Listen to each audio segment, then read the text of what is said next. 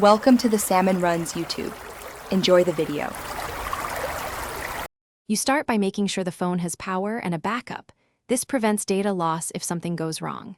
Once done, confirm the exact Qmobile model and Android version in Settings About Phone so you follow the correct path. Next, perform a simple power cycle. Hold the power button for about 10 seconds to reboot. This first action often exits safe mode if it was a temporary glitch, and it prepares the device for the deeper steps that follow.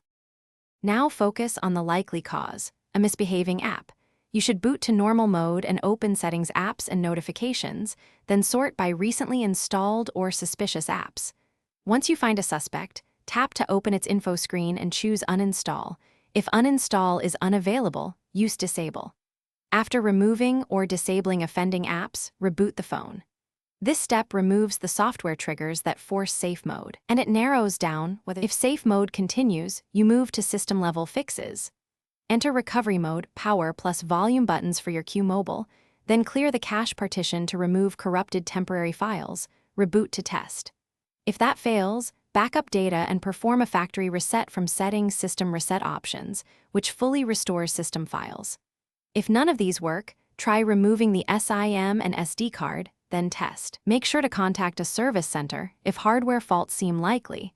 This single tip saves wasted.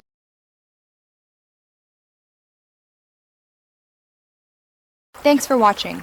Consider subscribing if we helped you.